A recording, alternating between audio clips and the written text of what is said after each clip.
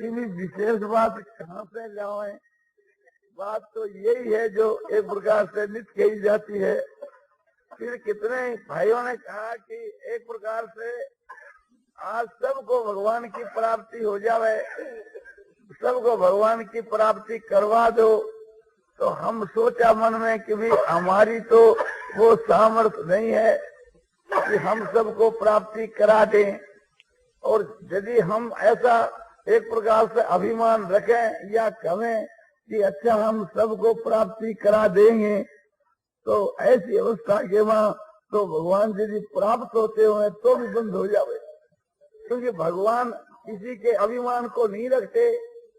जो कोई मनुष्य अभिमान करता है उसके अभिमान को उसी वक्त भगवान चूर कर देते। अभिमान रहित होने से थी भगवान के दर्शन हो सकते हैं, सब कुछ हो सकता है भगवान की कृपा से, किंतु अभिमान रखने से कुछ भी नहीं होता। दूसरी बात यह है कि कितने भाई यह बात कही कि भगवान की प्राप्ति के पात्र बना दो।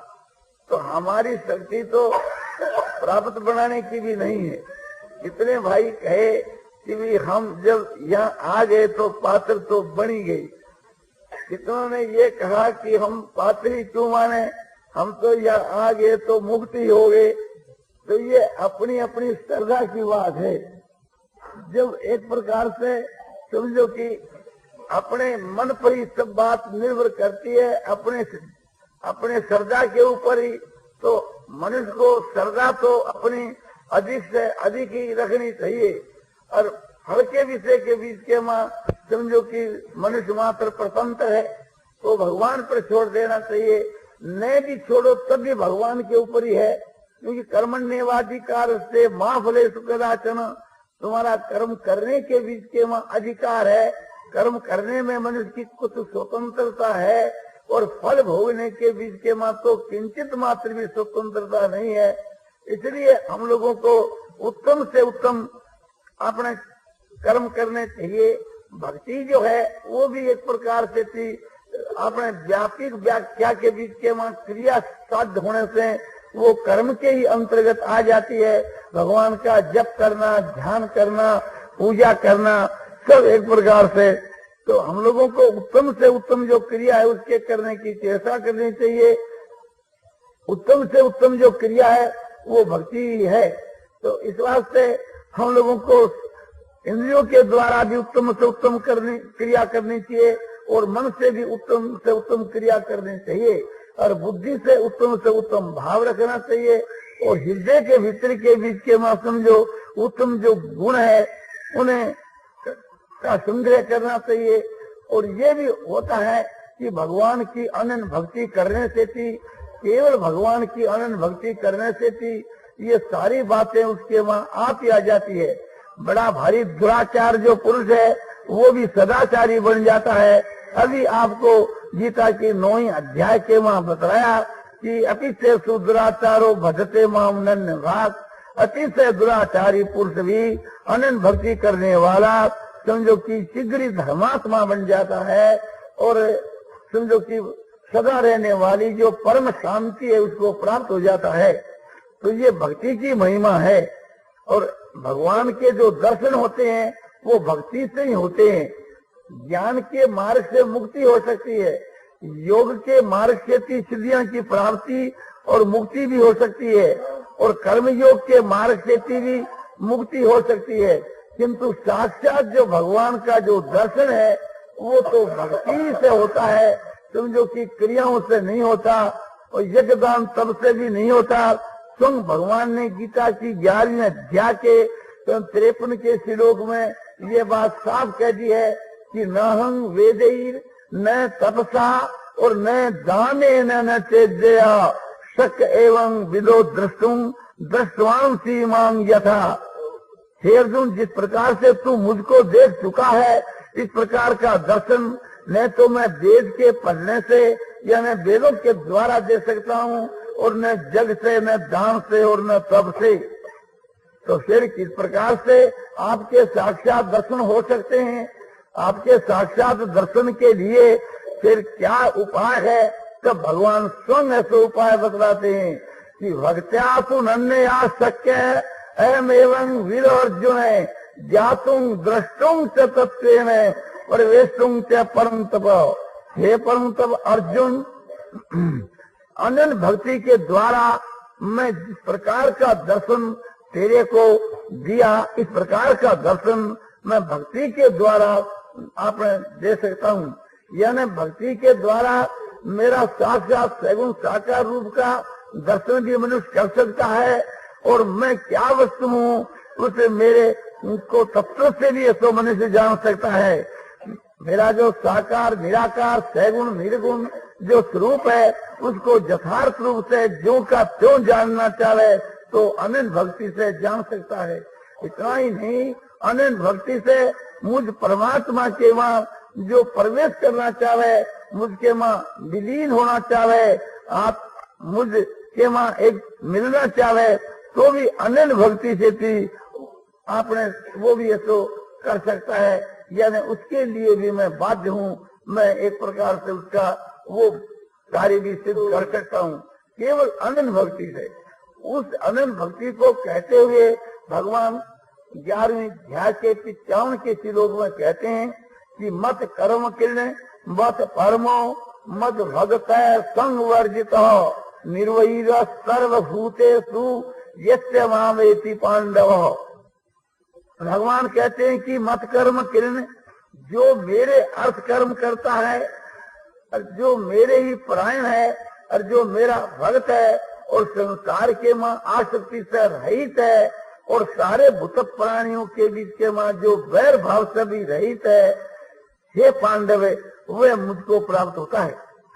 तो 3 बात तो ग्रहण करने के लिए और 2 बात त्यागने के लिए भगवान ने इस गीता की 11वीं अध्याय के अंत के माँ अनन्य भक्ति के विषय में कही, अनन्य भक्ति का स्वरूप बतलाया। उसमें 3 बात तो ग्रहण करने के लिए, 3 कौन सी? एक तो या कि मत कर्म किरण, और एक या कि मत परमा, और एक या कि मत भक्त। ये 3 तो ग्रहण करने के लिए, और 2 त्यागने के लिए कि एक तो सारे संसार के माँ समझो आसक्ति का त्याग करना, आसक्ति से रहित होना, और एक जो है तो समझो कि बैर का त्याग करना। बैर चीज जो है वो द्वेष का ही मोटा कार्य है, इसलिए भगवान राग और द्वेष के त्यागने के लिए कहते हैं। और समझो कि 3 बात धारण करने के लिए तो मत कर्म करने का यह अभिप्राय है कि तेरी सारी जो क्रिया जो है वो मेरे लिए होनी चाहिए और किसी काम के लिए नहीं। जैसे कोई लोभी आदमी समझो कि रुपयों के लिए अपने कोशिश करता है, उसका सिद्धांत है कि रुपया मिलना चाहिए। जो रुपयों का जो दास है और रुपयों का ही परायण है और समझो कि रुपया ही को सबसे बढ़कर समझता है, वो रुपयों के लिए धर्म को छोड़ देता है, कर्म को छोड़ देता है और ईश्वर को भी छोड़ देता है। समझो कि और इस संसार के बीच के माँ सबका त्याग कर देता है रुपयों के मुकाबले के बीच के माँ। तो जिस प्रकार से थी लोभी आदमी रुपयों का भक्त है, उससे भी बढ़ करके हम लोगों को भगवान का भक्त बन करके और भगवान के लिए हमारी सारी चेष्टा होनी चाहिए। कोई पूछे कि भी तुम सोते क्यों हो, बोले भगवान के लिए। रोते क्यों हो, बोले भगवान के लिए। खाते क्यों हो, भगवान के लिए। बोले चलते क्यों हो, भगवान के लिए। हमारी सारी क्रियाओं के बीच के मां एक ही उद्देश्य हो जावे कि हमारी सारी क्रिया केवल भगवान के लिए ही होती है, जैसे लोभी आदमी की सारी क्रिया रुपयों के लिए होती है। इसी प्रकार से हमारी सारी क्रिया भगवान के लिए होनी चाहिए। हमारी बुद्धि में ये बात समझ में आ जावे कि भी ये काम जो तो भगवान के लिए नहीं है, उसको कभी नहीं करना चाहिए। और जो भगवान के लिए काम है वही करना चाहिए। हम जो कुछ करते हैं, चलते उड़ते बैठते सोते खाते पीते, हर समय के बीच के वहाँ हमको ये ख्याल रखना चाहिए कि हम क्यों खाते हैं, क्यों चलते हैं, क्यों सोते हैं, क्यों ये काम करते हैं। उसका एकमात्र उद्देश्य ये होना चाहिए कि भगवान के लिए हमारा संसार में जो जीवन है वो भगवान के लिए, हमारा संसार के बीच के वहाँ जो क्रिया करना है वो सब भगवान के लिए। तो हमारी प्रत्येक क्रिया के बीच के वहाँ समझो कि भगवान का उद्देश्य तिलकने लगे। जब ऐसा भाव होगा तो समझो हमारी सारी क्रिया जो है जब हमारी भगवत के लिए होने लगेगी तो सारी क्रिया के बीच के वहाँ जो है तो समझो कि हृदय के भाव से भगवान दिखने लगेंगे, हृदय के भाव से। और हमारी सारी क्रिया एक प्रकार से समझो कि लीला का रूप धारण कर लेगी। जैसे भगवान की जो क्रिया है, भगवान का जो चरित्र है वो सब भगवान की लीला है। इसी प्रकार से थी हमारी भी सारी क्रिया समझो कि लीला के रूप में परिणित हो जाएगी। और उस क्रिया को देख देख करके लोग जो है तो मुग्ध होंगे और उससे खूब लाभ उठाएंगे, उनका अनुकरण करके के लाभ उठाएंगे, उनकी क्रिया का दर्शन करके लाभ उठाएंगे। आप ख्याल करके देखो, जो सत्क्रिया होती है, उस कोटि की जो क्रिया होती है, जिस क्रिया के वहाँ स्वार्थ का त्याग होता है और जिस क्रिया के वहाँ लोगों का उपकार होता है, ऐसी जो क्रिया दूसरे लोग जो देखते हैं उनका चित्त भी खुश हो जाता है, उनके ऊपर ये असर होता है कि हम भी इस प्रकार से चाहिए तो करें। दूसरी बात यह है कि कोई भी आपने समझो कि सत्य बोलता है तो उसका सत्य बोलना प्रिय लगता है, चाहे हम नहीं बोल सके किंतु उसका सत्य बोलना हमको प्रिय लगता है। कोई भी जो मनुष्य है समझो कि किसी की सेवा करता है तो हम चाहे सेवा नहीं कर सके किंतु वो जो सेवा करता है उसकी सेवा को देख करके हमारे चित्त के वहां प्रसन्नता होती है।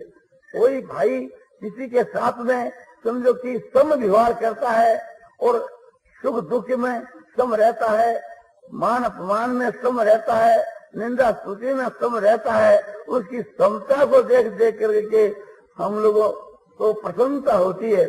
चाहे हम लोग उस समता के वहां नहीं भी है तो भी उस समता को देख करके प्रसन्नता होती है और उससे दूसरे आदमियों को उसे शिक्षा मिलती है और वे सम भाव से बरतने भी अपनी शक्ति के अनुसार लगते हैं, क्योंकि उसका संसार भर के वहां सबके ऊपर असर होता है।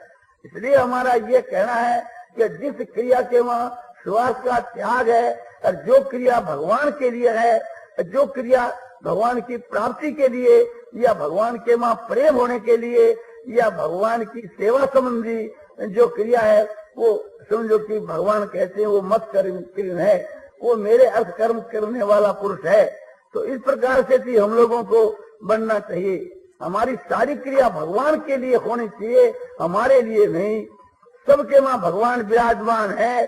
किसी की सेवा हम करते हैं तो भगवान की सेवा है, किसी का हम आदर करते हैं तो भगवान का आदर है, किसी का सत्कार करते हैं तो भगवान का सत्कार है। इस वास्ते हमारी सारी क्रिया जिससे लोगों का उपकार हो, जिससे संसार का हित हो, जिससे संसार के वहाँ उन्नति हो, जिस हमारी क्रिया के देखने से समझो कि लोगों के वहाँ अपने उत्साह पैदा हो, शांति पैदा हो, प्रसन्नता पैदा हो, ऐसी हमारी क्रिया होनी चाहिए। वही क्रिया हमारे लिए कल्याणकारक और संसार के लिए कल्याणकारक है। जो चीज हमारे लिए लाभदायक है वो सारी दुनिया के लिए लाभदायक है, और जो चीज हमारे लिए हानिकर है वो सारी दुनिया के लिए हानिकर है। जैसे झूठ बोलना, चोरी करना, व्यभिचार करना, ये हमारे लिए हानिकर है तो ये सारी दुनिया के लिए हानिकर है। इसी प्रकार से जो उत्तम जो क्रिया है वो हमारे लिए लाभदायक है और सब दुनिया के लिए लाभदायक है। तो भगवान कहते हैं कि मत कर्म किरण, जो मेरे उद्देश्य से मेरे ही लिए कर्म करता है, मेरे संतोष के लिए कर्म करता है, मेरी आज्ञा के अनुसार कर्म करता है, और जिसका ये ध्येय है कि समझो कि ये ध्येय कि मेरी प्रसन्नता के लिए कर्म करता है, तो वो मत कर्म किरण है। दूसरी बात है मत परम, जो मेरे ही प्रेम यानी मेरी जो शरण है, मेरे पर ही जो निर्भर है। जैसे समझो कि छोटा बच्चा माता पर ही निर्भर है, चाहे माँ उसको गंगा में डुबो दे और चाहे माँ एक प्रकार उसका पालन करे, वो माँ पर ही निर्भर करता है। तो इस प्रकार से हम भगवान के लिए अपने आप को समर्पण कर दें, आत्म समर्पण कर देवे और भगवान के ऊपर निर्भर हो जावे।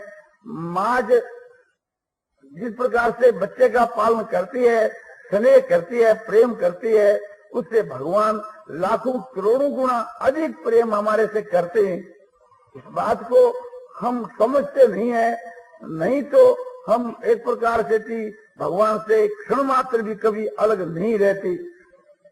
जैसे समझो कि माता अपने पुत्र के लिए सब प्रकार से हित की चेष्टा करती है, किंतु उसके वहां भी स्नेह रहता है, स्वार्थ रहता है, अज्ञान रहता है, मोह रहता है, किंतु भगवान के बीच के वहां ये कोई भी चीज नहीं है। इस वास्ते भगवान जो माता है सबकी, उसके वहां जो दया है, उसमें जो प्रेम है, उसके बीच के वहां जो भाव है, वो लाखों करोड़ों माताओं का हृदय इकट्ठा करके समझो कि मिसाल की जाए तो नहीं हो सकती।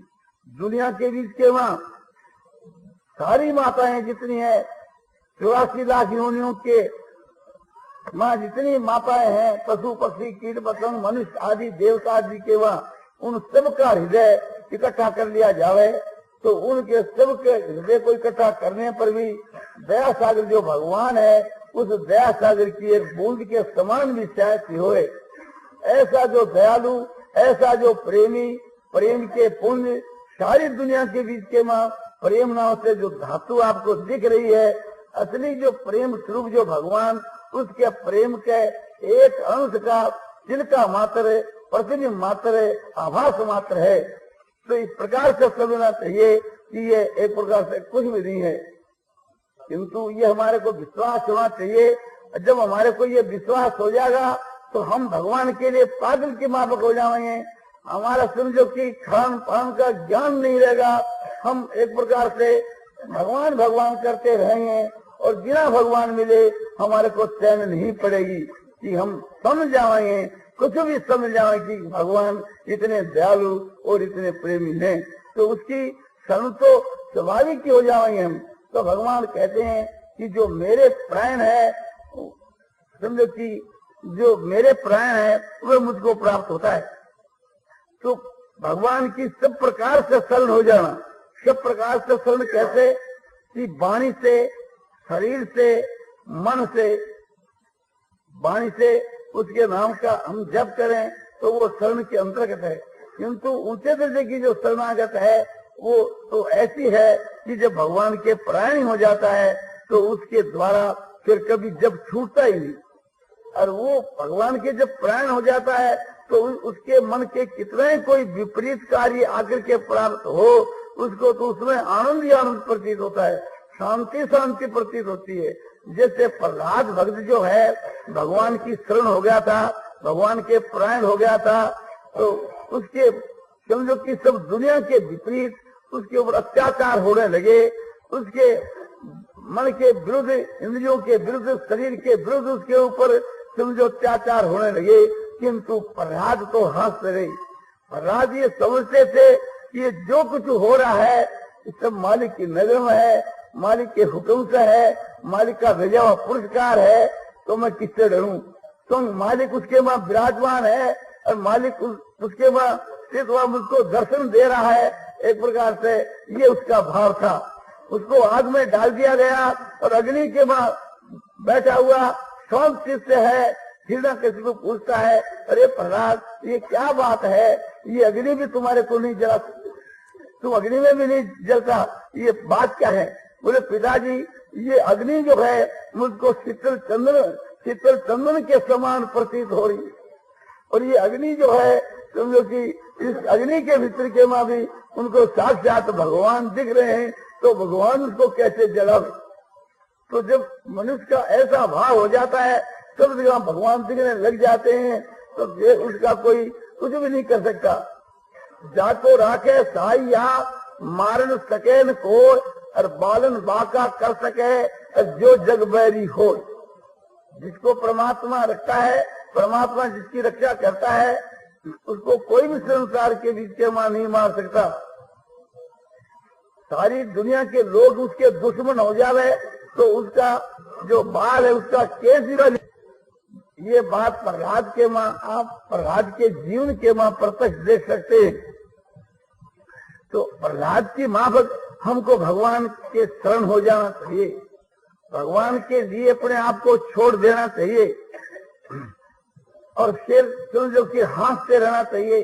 भगवान की प्रत्येक क्रिया लीला को देख देख करके हंसते रहना चाहिए।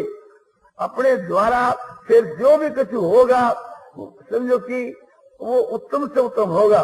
जब भगवान की हम शरण हो जाएंगे, अपने मन बुद्धि इंद्रियों को भगवान के समर्पण कर देंगे, तो हम भगवान की कठपुतली बन जाएंगे।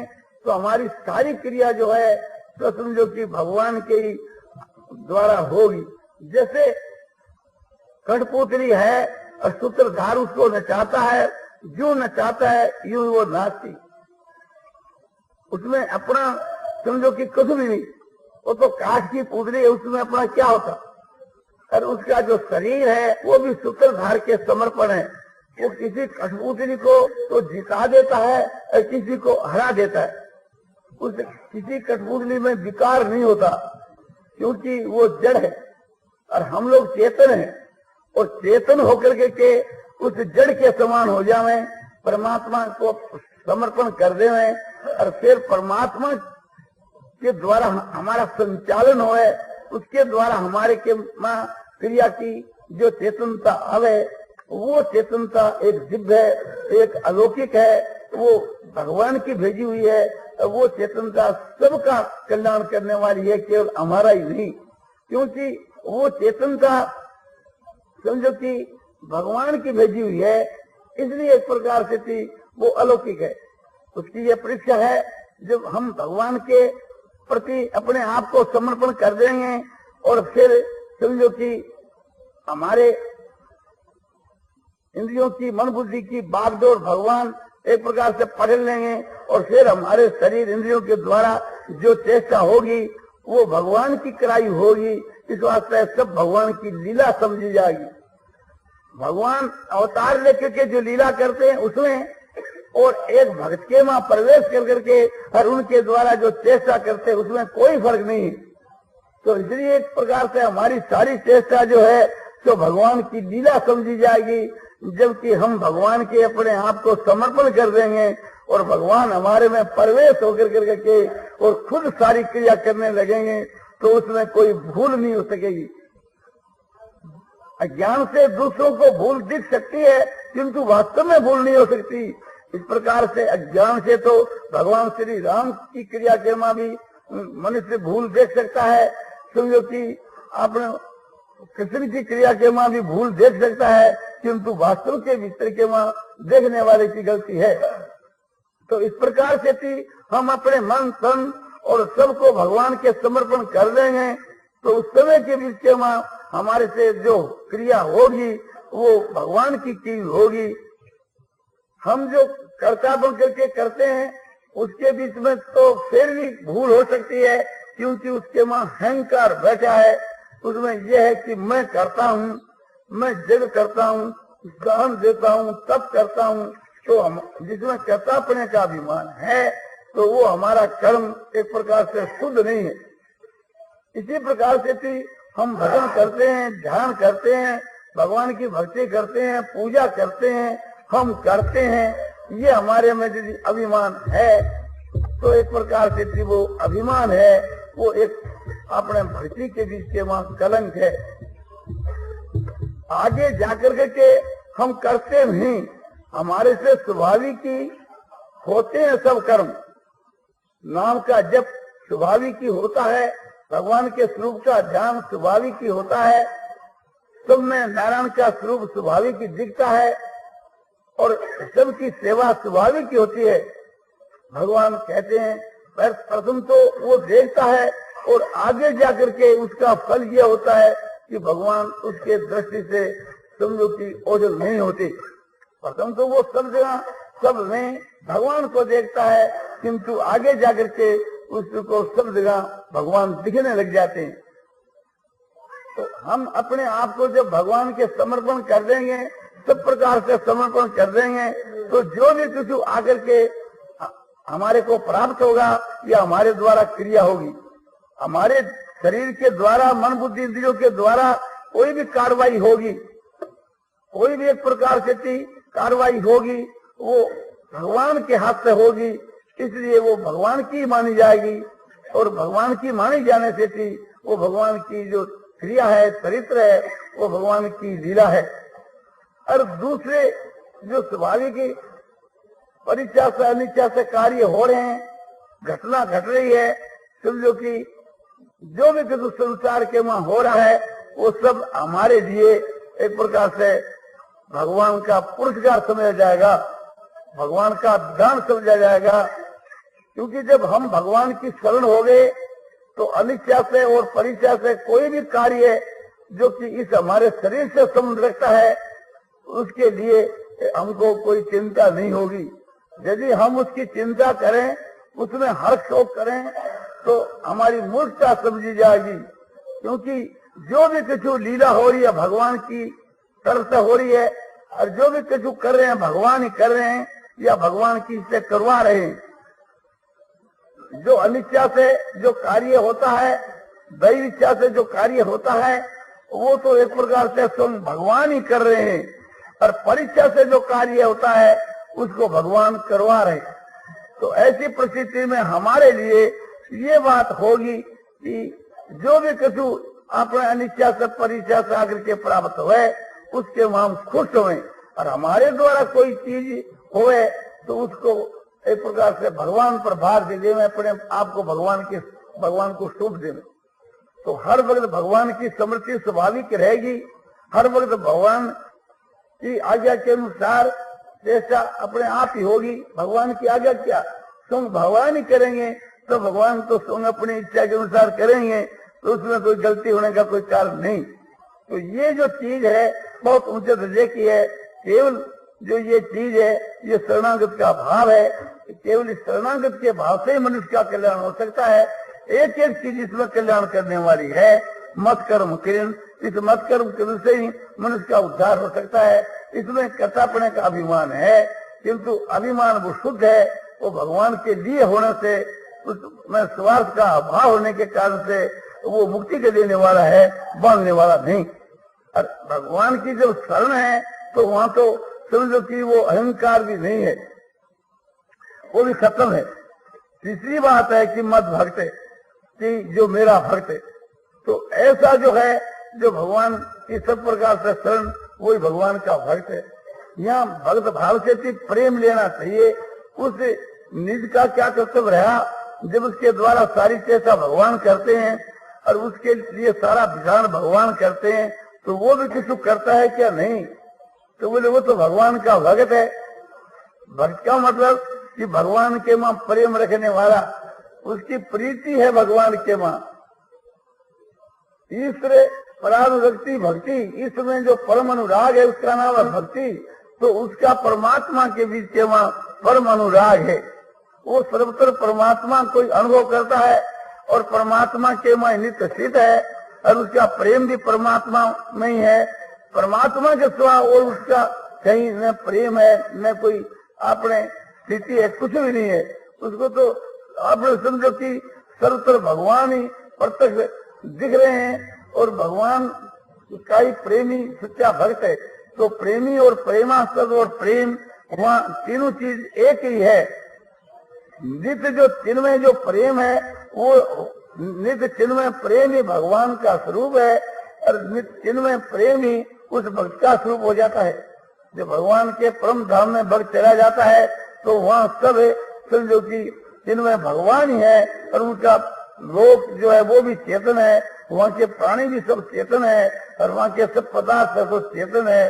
तो उच्चना के बीच के माँ जो नाम रूप नाना है, होने पर भी वस्तु से एक ही है। जैसे सोना एक चीज है, और उस सोने के जो आभूषण होते हैं, गहने होते हैं, उनकी अनेक प्रकार की आकृति, अनेक नाम रूप अनेक हो जाते हैं, किंतु वस्तु से सोना तो सोना ही रहता है। तो वहाँ जो है धातु, धातु की दिशा में प्रेम है, तो प्रेम के सिवा कोई वस्तु नहीं। किंतु ऐसी प्राप्ति इस लोक में भी उसको हो जाती है, जिस पुरुष को भगवान प्रकट होकर दर्शन दे देते हैं और अपने माया का पर्दा हटा लेते हैं, और वास्तव में भगवान का दिव्य चिन्हमय जो स्वरूप है ये उसकी दृष्टि गोचर हो जाता है, तो उसी समय के बीच के वहाँ वो समझो कि भगवतमय हो जाता है, या न भगवत के वहाँ उसका एकदम मन तन्मय हो जाता है। उसकी दृष्टि के बीच के वहाँ भगवान हर वक्त दिखते रहते हैं, उससे कभी अलग नहीं होते। प्रथम तो ये साधन करता है और फिर भगवान उससे दूर नहीं होते। योमांग पश्यति सर्वत्र सर्वंग तैमयी पश्यति तस्य हम न प्रणश्यामि और सत्य में न प्रणश्यति। जो मेरा भक्त है मुझ परमात्मा को सब जगह देखता है, सब जगह मुझको देखता है, नेत्रों से भी, मन से भी, बुद्धि से भी, सब जगह मुझको देखता है। और यौन मात्र सब संसार को मेरे संकल्प के मां देखता है। इस सारा का सारा ब्रह्मांड उस परमात्मा के संकल्प में है। ऐसा जो पुरुष है वो एक प्रकार से उसकी